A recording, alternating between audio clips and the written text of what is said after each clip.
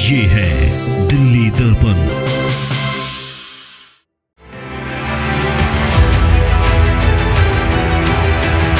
जो इस दुनिया में और इस समाज में अपनी पहचान बनाते हैं, तो पहचान यदि बनानी है तो कलम उठाकर बनानी है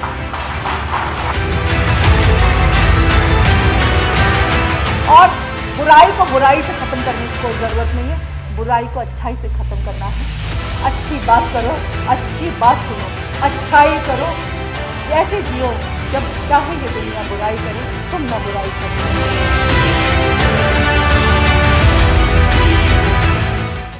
देश में ऐसे कई नेता हुए हैं जिन्होंने सियासत को सेवा का जरिया बनाया। कांग्रेस से बीजेपी में शामिल हुई पूर्व IRS प्रीता हरित भी राजनीति में एक ऐसा ही चेहरा है। दिल्ली विश्वविद्यालय से BA MA शिक्षा प्राप्त व 1987 बैच की IRS प्रीता हरित ने दलित और वंचित समाज की आवाज बनने का संकल्प लिया और 2015 में बहुजन सम्यक संगठन की स्थापना की।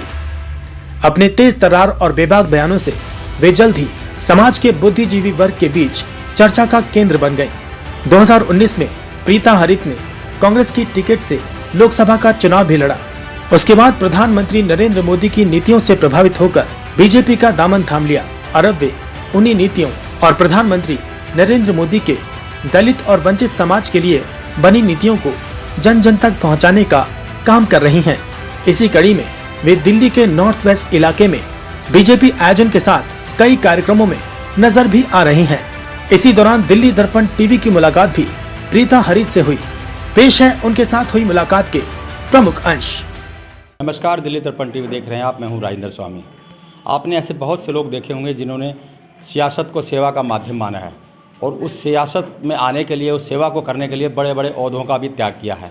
ऐसी एक महिला है हमारे साथ प्रीता हरित, जिन्होंने IRS पद को त्याग करके सेवा का क्षेत्र अपनाया और सेवा लगातार कर रही हैं। तो अब क्योंकि चुनाव 2024 का है, प्रधानमंत्री नरेंद्र मोदी जो दबे कुचले लोग हैं, दलित लोग हैं, उन लोगों के लिए भी बहुत सारी योजनाएं लेकर के आए हैं, लेकिन वो योजनाएं उन लोगों तक नहीं पहुंची। शायद ये भी वजह रही होगा कि जिस तादाद में वो दबा कुचला दलित समाज जो जुड़ना चाहिए था वो जुड़ नहीं पाया। इस सब पर हम बात करते हैं जिन्होंने उसी क्षेत्र में उन्हीं लोगों के लिए सेवा का काम किया है।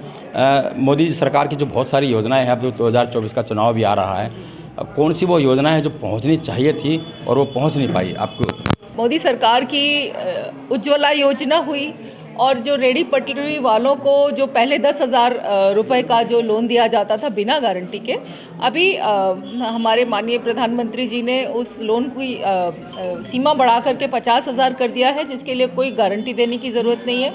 और रेडी पटरी वाले ज़्यादातर लोग दबे कुचले समाज से आते हैं, आदिवासी समाज से आते हैं। उज्ज्वला योजना को भी 1 करोड़ तक पहुंचाने का, 10 करोड़ तक पहुंचाने का जो विचार है, ये बहुत बड़ी बड़ी योजनाएं हैं। ग्रामीण क्षेत्र में भी कई योजनाएं ऐसी चल रही हैं। मुझे लगता है कि योजना बहुत ईमानदारी से और बहुत सिंसियरिटी से लागू की जा रही है। उस वंचित समाज के लिए तो आपने भी बहुत कुछ काम किया है।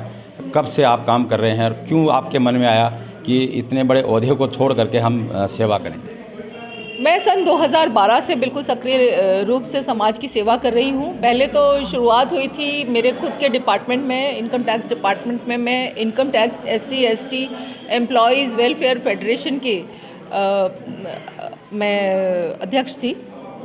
बतौर IRS ऑफिसर अध्यक्ष बन करके मैंने पूरे देश में इनकम टैक्स विभाग में जितनी भी जो एसोसिएशंस थी, जो क्षेत्रीय इकाइयाँ थी, उनको सबको जागरूक करने का काम किया।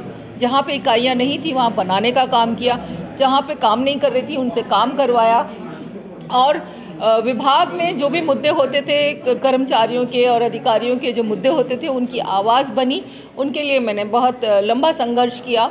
इसी संघर्ष को करते करते मैं जो PSUs हैं या सेंट्रल गवर्नमेंट के और ऑफिसेस थे, उनके एसोसिएशन से लगातार मैं जुड़ती चली गई। तो जुड़ते जुड़ते मैंने देखा कि हर विभाग में लगभग सामान्य मुद्दे हैं, सभी के एक जैसे मुद्दे हैं। उन मुद्दों पर काम करके मुझे बहुत अच्छा लगने लगा। तो मुझे लगा कि धीरे धीरे कब ये विभागीय जो मेरी सेवा थी वो कब बदल करके सामाजिक सेवा में बदल गई, मुझे खुद इसका एहसास नहीं हुआ।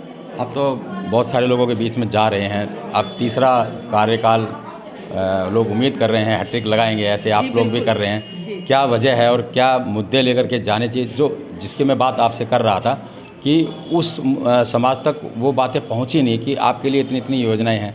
कहीं ये भी कमी रही कि उतनी तादाद में जुड़ नहीं पाया जितनी सेवाएं जितनी योजनाएं हैं, लेकिन वो उन योजनाओं का लाभ इसलिए नहीं पहुंच पाया क्योंकि जानकारी नहीं पहुंची। खासकर दिल्ली की हम बात करें तो देखिए, जो इस समय शुरुआत हुई है कि नमो अगेन 2024 का जो नारा हम लेकर के चले हैं और हैट्रिक लगाने की पूरी तैयारी है, वो सिर्फ कागज़ पर नहीं है या सिर्फ आवाज़ नहीं है, उसमें वास्तव में सरकार ने काम किया है।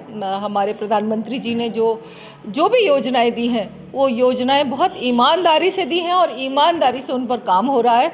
और सबसे बड़ी बात जो है, जो आप कह रहे हैं कि योजनाएं नहीं पहुंच पाई, योजनाएं पहुंच रही थी, ऐसा नहीं कि नहीं पहुंच पाई, जानकारी नहीं पहुंच पाई, उनकी जानकारी भी पहुंच रही है। और अब विशेष तौर पर जो हमें निर्देश मिला है कि जानकारी को घर घर पहुंचाएं और किस तरह से जो एक टारगेट ओरिएंटेड हम काम कर रहे हैं, वो टारगेट ओरिएंटेड काम बिल्कुल उसी तरह से कर रहे हैं क्योंकि सब ईमानदारी से जुड़े हैं। राम मंदिर का उद्घाटन होने वाला कितना बड़ा इवेंट है, कितना बड़ा परिवर्तन है और कितनी बड़ी गौरव की बात है।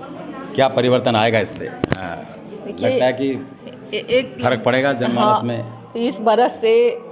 30 बरस से हमारे रामलला टेंट में विराजमान थे और किसी भी समाज के लिए जो विशेष तौर पे मेजॉरिटी जो समाज है वो हिंदू समाज है, उसके लिए ये बड़ी शर्म की बात थी।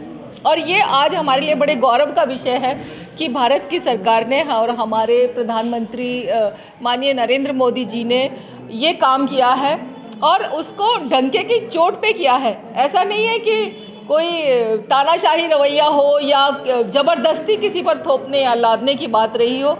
जब सुप्रीम कोर्ट में भी मुद्दा इतने लंबे समय तक लंबित रहा, सुप्रीम कोर्ट ने भी जो न्याय किया तो यही न्याय किया कि वही जगह है हमारे रामलला की। और आज रामलला को जो उन्होंने एक बहुत ही शीर्ष तरीके से उसको वहाँ पर प्रतिष्ठापित करने का जो ये काम किया है, उसके लिए